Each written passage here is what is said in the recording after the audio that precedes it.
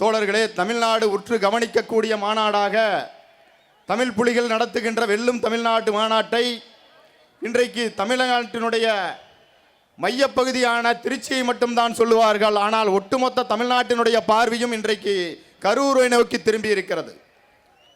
ஒடுக்கப்பட்ட மக்களினுடைய உரிமைக்காக எவ்வளவு பெரிய தியாகங்களையும் செய்வதற்கு துளியும் கூட அஞ்சாத ஒரு தலைவர் அண்ணன் நாகை திருவள்ளுவன் அவர்கள் கூட்டுகின்ற மாநாடு இந்த தமிழ்நாட்டினுடைய திசைவழி போக்கை இன்றைக்கு மாற்றி அமைத்திருக்கிறது.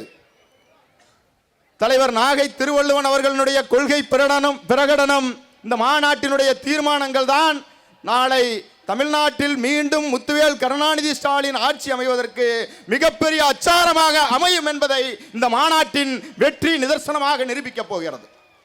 ஒடுக்கப்பட்ட உழைக்கும் மக்கள் எந்த திசையில் நிற்கிறார்களோ அந்த திசை மட்டும்தான் ஆட்சி அமைக்க முடியும் என்பதுதான் இத்தனை ஆண்டுகால வரலாறு. கடந்த முறை திராவிட முன்னேற்ற கழகத்தினுடைய ஆட்சி அமைக்கின்ற போது 68 விழுக்காடு வாக்கை அள்ளி வழங்கியவர்கள் மேற்கு மண்டலம், வடமண்டலம், தென்மண்டலம் என்று தமிழகம் முழுக்க பரவி வாழுகின்ற பட்டியல் சமூகத்தில் பெரும்பான்மை சமூகமாக இருக்கின்ற அருந்ததியர் சமூகம். இந்திய விடுதலை போராட்டத்தில் இஸ்லாமியர்களின் பங்களிப்பை யாரும் மறுக்க முடியாதோ அதே போலத்தான் லட்சோப லட்சம் அருந்ததியர்களுடைய ரத்தத்தை சிந்தி இந்த நாட்டினுடைய வெற்றிக்காக, இந்த நாட்டினுடைய சுதந்திரத்திற்காக மிகப்பெரிய பங்கை ஆற்றியவர்கள் ஒடுக்கப்பட்ட உழைக்கும் மக்களின் பெரும்பான்மை சமூகமான நம்முடைய சமூகம். ஆனால் இன்றைக்கு வந்தவன் போனவன் எல்லாம்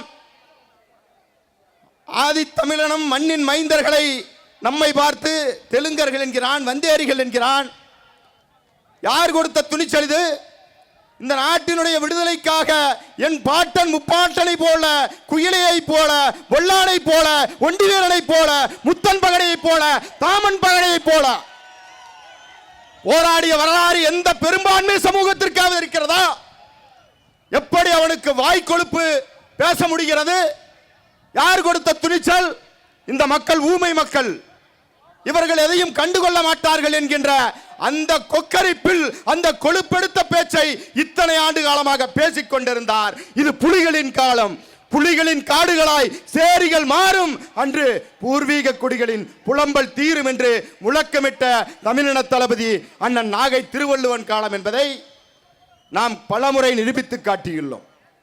இன்றைக்கும் கூட இந்த மாநாட்டினுடைய செய்தி, இந்த மாநாட்டினுடைய வெற்றியில் தமிழ்நாட்டின் ஆட்சி அமைப்பது யார் என்பதை கூட்டணி கட்சி தலைவர்கள் எல்லாம் பங்கேற்கின்ற இந்த மாநாடு மரியாதைக்குரிய ஆதிதிராவிட நலத்துறை அமைச்சர் அன்புக்குரிய அண்ணன் மா மதிவேந்தன் அவர்களை தலைமைக்குழு சார்பாக தமிழ் புலிகள் கட்சியின் சார்பில் வருக வருக என வரவேற்கிறோம்.